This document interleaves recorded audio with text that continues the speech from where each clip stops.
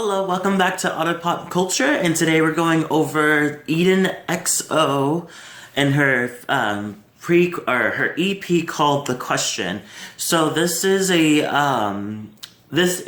a singer who I've been following. I said this before in one of my Friday picks that I've been following for a while, like way back, and she's kind of changed names throughout the time. Like I think she was Jessie I can't pronounce that last name, but it's she was her actual name, and then she went from there to Jessie and the Toy Boys, and then now she's Eden XO. So I was like I was a huge fan of Jessie and the Toy Boys. I think that's when I got into her and I had to go backwards and then forward. And I love Jessie and the Toy Boys. It was so amazing, great era. But I also know that she had some issues going in and out with her her record deal and stuff like that, and she even had like a little like snippet film that kind of pointed out, especially with "Money Makes the World Go Round," was one of the songs that she did, was kind of a nod to what actually happened in the background. Like one of her, it came off like one of her friends or somebody that she trusted really backstabbed her in the past. And so it fucked up her way of kind of growing, so in her career. But she finally, like, now she has now she's away from that, and she's now Eden XO, and so she's been doing a lot of singles and everything, but finally she has her first EP. So we're gonna get into it and go into each song. There's only 6 songs, but yeah, it's a good hearty EP. So let's get started. So the first song is The Question. I love this. I love the production. I can't really exactly go into detail exactly what part of the production I actually like, but I really like the whole thing. And I feel like the whole song kind of comes together as a nice, full, rounded pop song.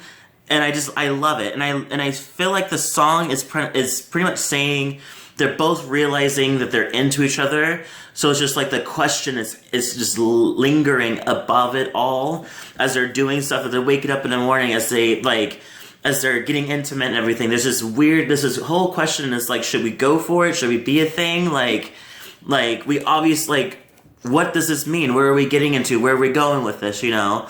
So I think that's the question, is like, and I love how she kind of bubbles up the feeling. Like, you completely feel it with her. Like, oh, I definitely feel, like, there's something between us, but we're not talking about it yet, but there's something between us. There's more than just this lust feeling. So I think it's kind of cool. I like that. I like how she kind of she takes you on the ride with the song. Number 2 is So Lucky, which I like the airy pop sound production into this song.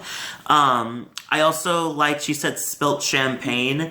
It's kind of fun. Like, it makes you sound like you're being, like, even with the drama that's going on, spilt champagne, like, I'm not gonna cry over spilt champagne, made it seem like you usually say not gonna cry over spilt milk, but she's saying champagne, so it's like a little more fancy, or a little more, like, you know.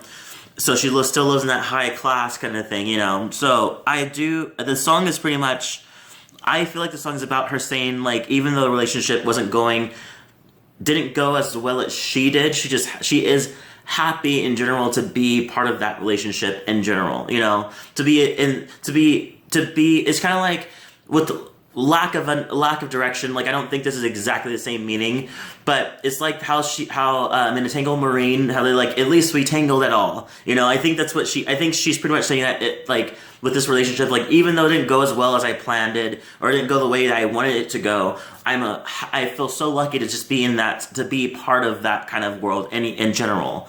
Number 3 is Sorry for Myself, which is one of the songs I did during Friday picks.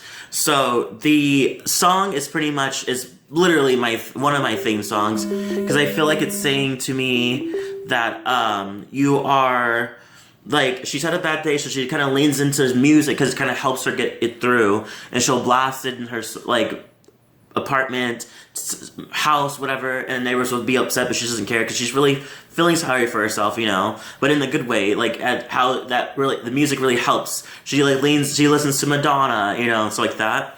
Number 4 is Have It All. This is one of my favorite songs because I like but if I can go back and rewind, I like that kind of bounce with it, and it kind of, I don't know, it's another kind of full rounded pop song.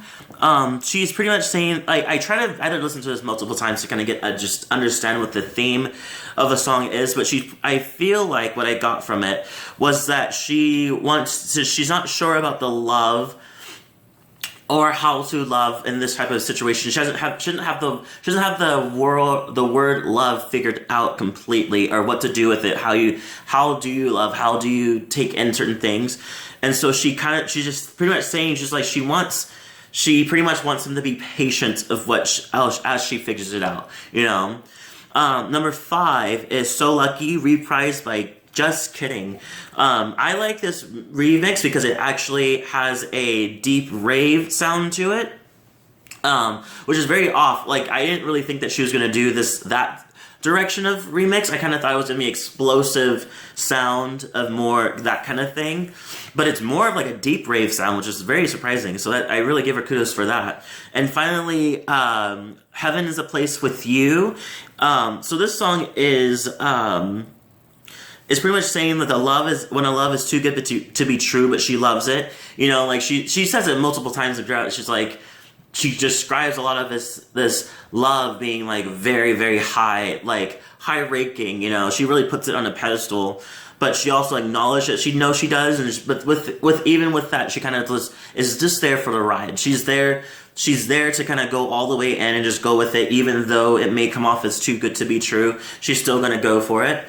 I like the production. I like the production actually more.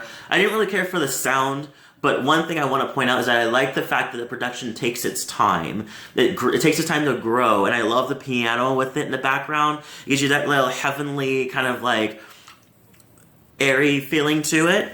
So yeah, so I really I like that type. I appreciate that production level, you know. So yeah, so that is it pretty much. That's the whole EP. I'm curious to see what else she's gonna do, and I'm actually curious to see, like, this one seems like more of a personal feeling about love and everything with this EP. So I'm curious to see, because she loves to I noticed that she loves to go, like, give you a little bit of this, and then she's like, she has her confident songs, she has, like, I'm the baddest bitch song. Like, I love when she does that. Like, that's one of my favorite times. So I'm curious to see what else she's gonna do.